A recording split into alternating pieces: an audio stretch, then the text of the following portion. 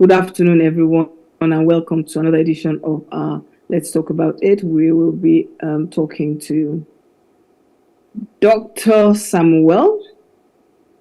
Today's edition of Cancer with Dr. Denise Ejoh. Welcome. Thank you for joining us. About 10,000 cancer deaths were recorded are recorded yearly across the world. About 10,000 are from Nigeria. So where are we now? There's an increase in the percentage of people with lung cancer who are living longer after diagnosis, partly because more people are being diagnosed at an early stage. So I want to welcome you all to this particular edition with Dr. Denise Ejoh on Let's Cancer. And in the house, we've got a specialist.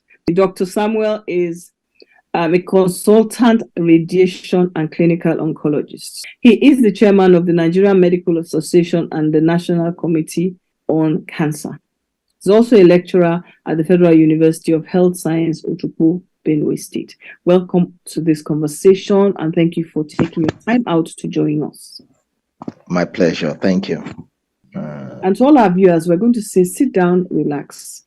Get your pens if you want to get information. But also, at the end of it all, we will be sharing how you can also participate and get more information going forward. So, Dr. Samuel, I am now well and truly relaxed. And trust me, I have a lot of questions for you. What is cancer and what is lung cancer? So, there's cancer. Yeah. So, bam. Thank you. Yeah. So that it's actually two questions, and it's better you ask it that way because it's easier to understand the second part when you get to understand the first part better. Cancer generally is a disease in which some cells in the body suddenly defy the natural checks and balances that have been placed to control everything about them. Maybe I should explain that. If you break down the human body into its smallest component, what you will get is called a cell. Now, the human body is made up of trillions upon trillions of cells, but every one of these cells seems to have a natural check and balance placed by nature that controls how large they grow, how fast they grow, how old they get to live before, how many times they and as such, it's so complicated that ordinarily, if you take a cell from one part of the body, let's say you take a cell from the lungs and transfer them to the liver, the cells in the liver will suddenly recognize this cell as, oh, this is a foreigner, it doesn't belong here. They gather together and they kill it. It's in the same body, but it's in a different part of the body. Now, that's how complicated and how well regulated the cells are in the body, as many in trillions as they are. Now, for some inexplicable reason, some particular cells suddenly gain an ability to defy these checks and balances placed by nature. So they grow older. In fact, they don't just grow old, they virtually become immortal. They gain an ability to grow and keep growing. They do not respect that control with regards to size. So they can grow bigger and bigger to the point where they get to compress other normal cells around them and kill them. Now, the most funny aspect of them is the fact that they even gain an ability to move from the part where they started to any other part of the body. That is what we call metastasis. So they gain an ability to metastasize to a different part of the body. So somebody could have a cancer that starts from the tip of the toe, and before you know it, they have metastasized to the brain or to the lungs or to the liver. And when they get there, the cells in this new environment do not see them as foreign. Instead, they see them like the landlords in that place right now. And as such, they seem to bow to them and give them everything they need. So they begin to torment the cells in this new environment. Now, that is cancer. Any cell that suddenly, for an inexplicable reason, develops an ability to outgrow its normal level of growth, to sustain itself in a totally new environment, becomes a cancer cell. Now, cancer can occur from any part of the body, head to toe. As long as it's made up of living cells, it can develop into a cancer cell. So when cancer cells develop from the lungs, we call that lung cancer. Just as if cancer cells develop from the breast, they'll be called breast cancer. If they develop from the stomach, it could be stomach cancer. So they are classified basically from the site in which they originate. So lung cancer is cancer cells that originate primarily from the lungs. Thank you for schooling us in the layman language. What Dr. Samuel has just explained is the first time I've heard the explanation of this whole cancer thing in that way, because I always got it in a slightly different way, but maybe a bit more technical.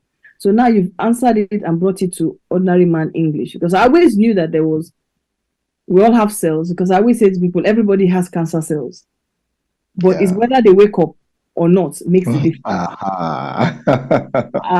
See, I'm not a medical doctor. I'm getting very schooled. I'm getting very, very schooled. And you answered the first two questions I had for you, because you were then able to tell me the differences between how these cells work. So these normal cells and no normal cells. So thank you. You went there. So now the next question. What are the risk factors for lung cancer? Well, thank God you specified for lung cancer, because usually the risk factors for cancers depend on the exact cancer we're talking about. So for lung cancer, the most common risk factor is smoking, cigarette smoking. Now, for cancers, we don't usually talk about cause, we talk about risk factors. That is because irrespective of how much you think a particular factor is responsible for a cancer, you are likely to still find an individual who has that cancer that is not exposed to that factor at all. So when you call that factor a cause of the disease, you would be also labeling that individual who has developed that disease without getting exposed to that factor as having been somebody. So if we say smoking is a cause of lung cancer, then how do we explain about the 5 to 10% of individuals who develop lung cancer without ever being exposed to primary or secondary smoking? But the majority of patients who develop lung cancer, over 90%, 80 to 90% of them are individuals who have smoked for a very long time, or at least have been exposed to what we call secondary smoking. That is an individual who has stayed in a place where others are smoking.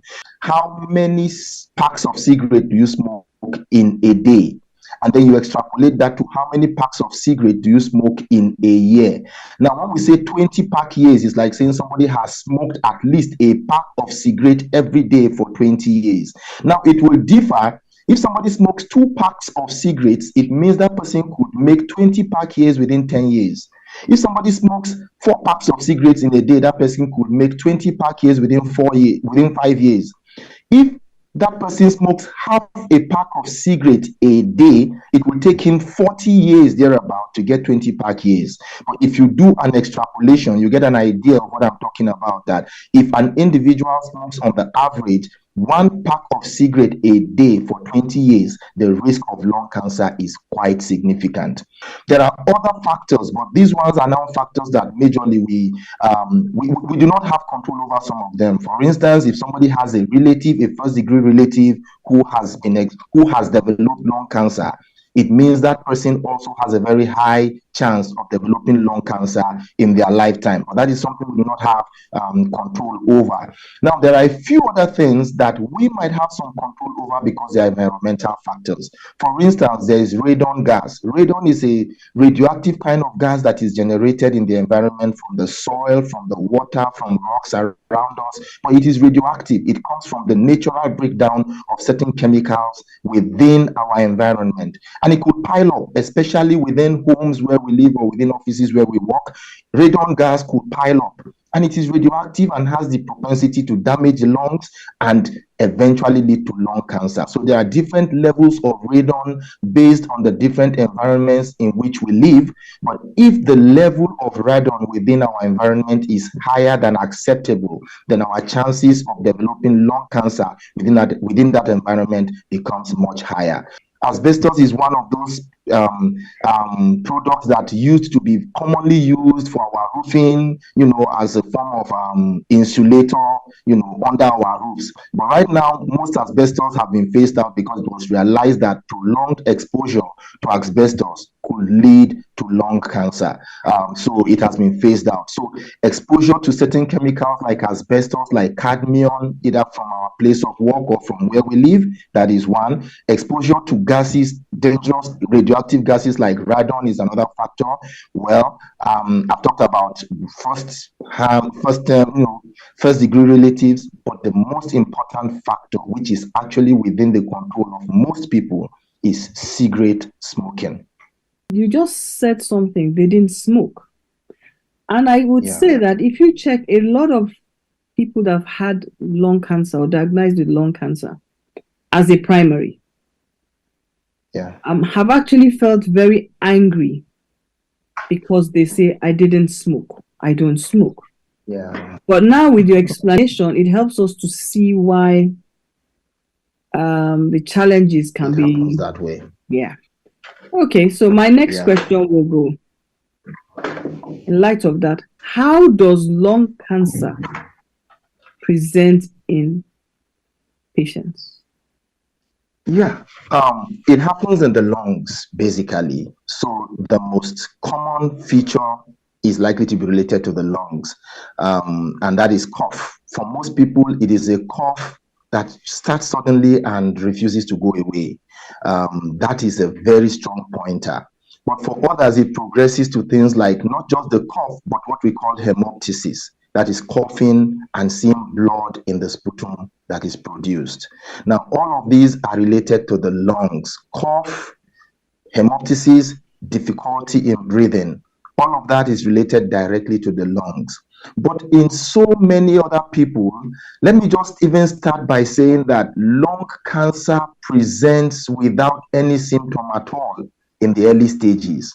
So for many people, and this accounts for why it tends to present late, because one could have lung cancer in the early stages and never get to know, would not even have a cough, would not even have a discomfort whatsoever. And for some, what they will just have is what we call constitutional symptoms.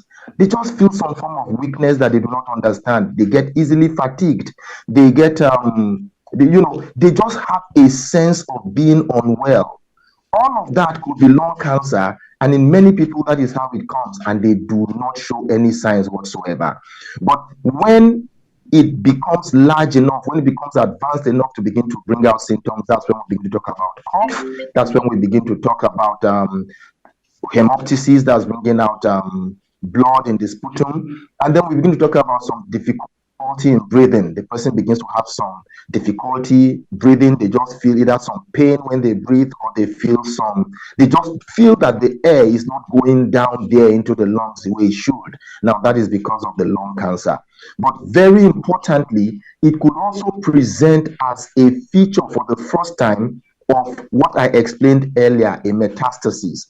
So we could just have a patient who suddenly has a headache because the disease didn't even show any symptom at all in the lungs, but has reached the brain.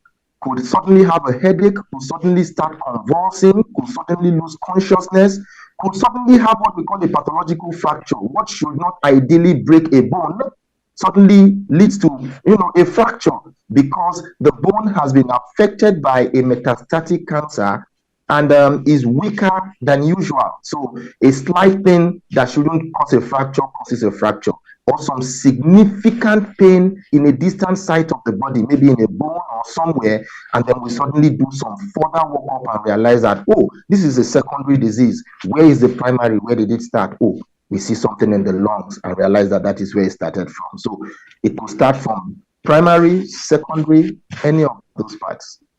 You highlighted a lot of things, because one of the first things I was going to say was about there's a statement I always say. I say, cancer is an everyday illness. And a lot of people always ask me, what do you mean? I say, you can just have a cough, and before you know it, that can be cancer. And so the truth is that anything that is persistent can be cancer. So just make sure you have any everyday persistent. Then you highlighted, and I know you don't know me personally. So it didn't make sense when you came up to the metastasis and you put the brain, because actually I'm going to now state I live with cancer, as I said, but I have breast cancer metastasizing in the brain, and all the tumors are in the brain. They are not in the breast. In the primary site, yes. Yes, they're not in the primary site. So now you see how you just explained something, and I know you didn't know that. So it's very interesting. Okay, so now let's take this and let's take a break at this point, and we'll come back to this very interesting conversation, everyone. So let's just take a break and we'll come back again. Thank you.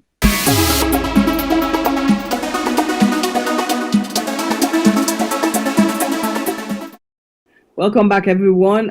Thank you for joining us on this Cancer with Dr. Denise Ejoh. Gosh, we're having a fantastic discussion on lung cancer, and it's quite interesting because even for someone like me who live with the disease, I am actually having to learn a lot that I knew, but I didn't know the meaning. So Dr. Samuel, we're really having a fantastic time.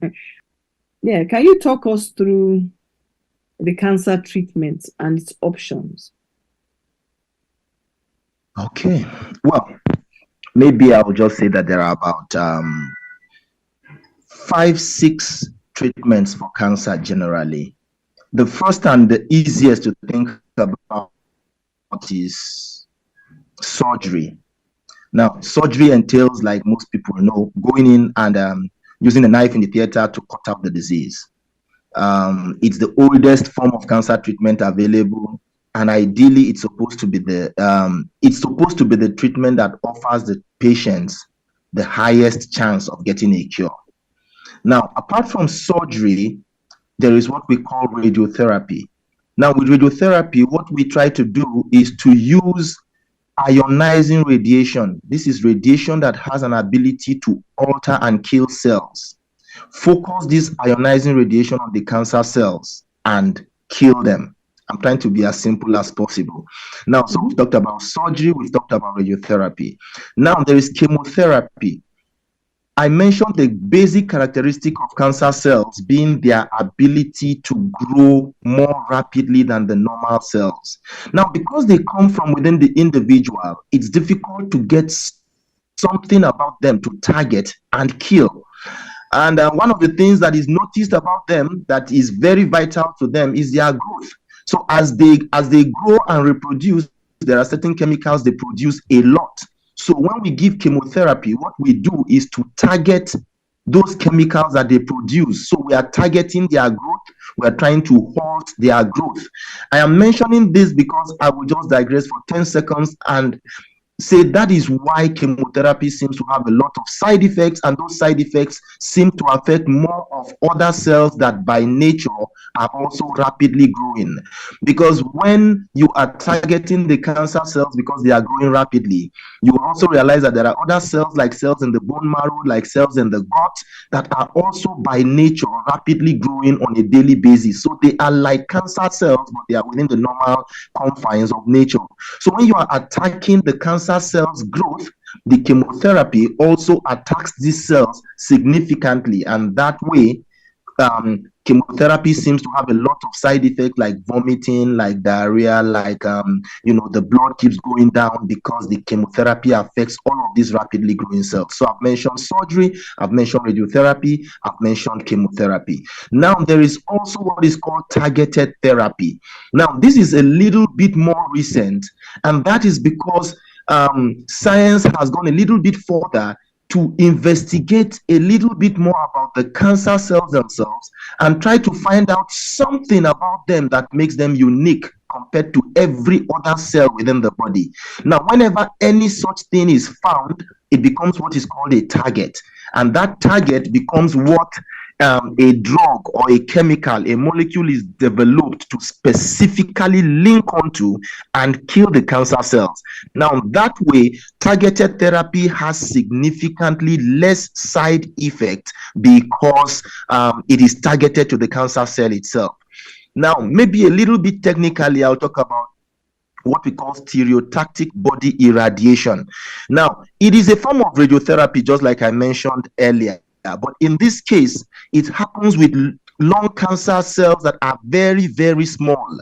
So instead of just irradiating the whole of the body or irradiating a large part of the lungs, lots of radiation sources are targeted all around that little tiny cancer cell, and as such you have various radiation sources flashing radiation on a small point of the body at the same time. You are able to get a very high dose of radiation to a very limited area of the lungs, and that way kill. We normally jokingly call it frying. It's like frying or totally eradicating the cancer cell, but that is because the cancer cell is very small, and for some reason the patient is probably not fit to undergo surgery. So stereotactic body irradiation could be used. Maybe the final modality I'll mention is what we call immunotherapy.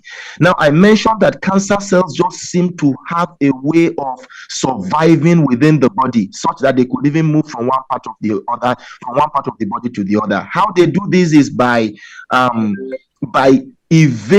finding ways of evading the body's normal immune response system. So what science is trying to do is to find ways of upregulating the body's immune system. So they give what we call immunomodulators. These immunomodulators tend to modulate the body's immune system upwards and make it easier for the body itself to fight against the cancer. I'm going to say something again that is going to surprise you. I've been through every single step you've mentioned. The current chemo I take is for life. So I take it every day for life. And apparently one of them is an immunotherapy. So you see, I still have a bit of knowledge. So to those of you viewers that are watching, you are a living miracle. I am still looking all right, so you better don't give up. You better just know that you will continue to find. You are a living miracle. Honestly, you are a miracle. We thank God. So let's go on now. So the next question I'm going to ask you. So then just give me three ways you can just confirm straight away that you guys, somebody has cancer. Well, I think I will just give you one, because that one is primary. That one is primary to every other. You see, no matter we always say, no matter how it looks like a duck or quacks like a duck, it doesn't necessarily have to be a duck. No matter how much the features look like lung cancer, the only real confirmation we could have that this is a lung cancer is when we get a tissue from the cancer itself and get to examine it under the microscope. Now, whether we do that by biopsy, by cutting open the lungs, what we call a thoracotomy, whether we do that by a mediastinostomy, whatever thing we do, if we're able to access a part of the cancer tissue and then examine it under the microscope and see cancer cells with our eyes under the microscope and describe them with precision, that becomes the only time a lung cancer is actually confirmed. It could be as easy as getting some of the sputum the patient produces. If the sputum contains cancer cells, if you examine it under the microscope, you would see the cancer cells. Now, because the diagnosis of cancer is one that can be so life-changing, we have to be as much as possible precise, so that when you're telling a patient he has a cancer or she has a cancer, you should not have to come back tomorrow and say, oh, sorry, that was a mistake. It actually wasn't. So the only way you can be very sure you are talking about a cancer is when you get to see it, see the cells and describe the cells with your eyes. So the most precise diagnosis for cancer is almost always a biopsy, so that we can do a histological confirmation in the lab. Okay, please, can you just tell us, please, because this is one word that as non-medics we all hear. Prognosis. Yeah. Prognosis to a layman means you are telling us what the disease, what we have, the sickness. Prognosis is actually saying, what do you expect as a possible outcome of the disease? That is prognosis. So with prognosis, we are actually saying, with this disease, how long does this patient have to live? What do we expect? Do we expect this patient to get cured? Do we expect this disease to be with this patient until the patient is no longer with us? Now, that's prognosis. You are trying to get an idea of the possible future outcome of the disease that sits in front of you.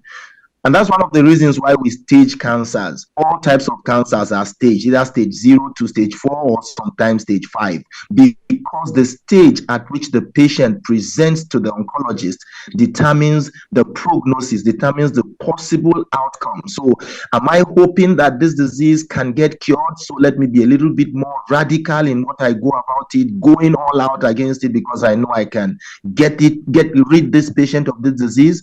Or has the disease gone so advanced that I know for certain that there is nothing I can do to really totally eradicate this disease? This patient will have to live with the disease.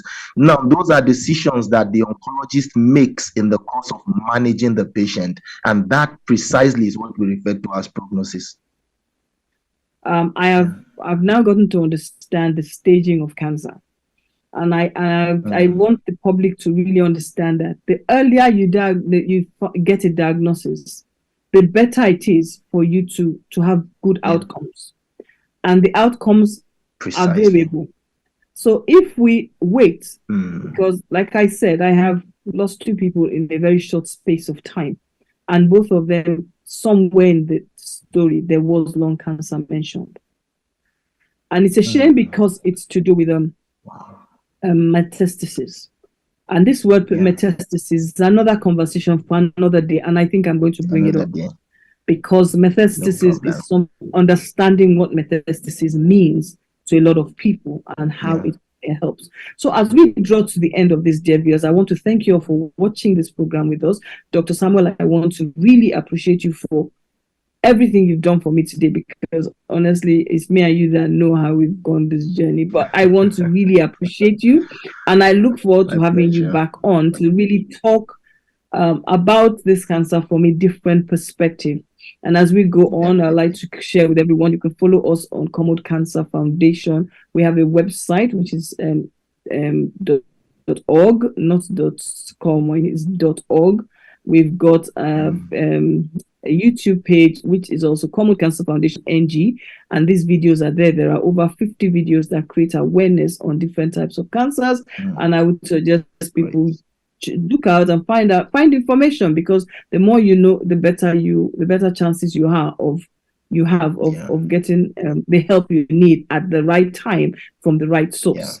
Understanding that there are less than 100 oncologists in Nigeria means always find an oncologist, not just a doctor. An oncologist is who you need when you are going through the cancer journey.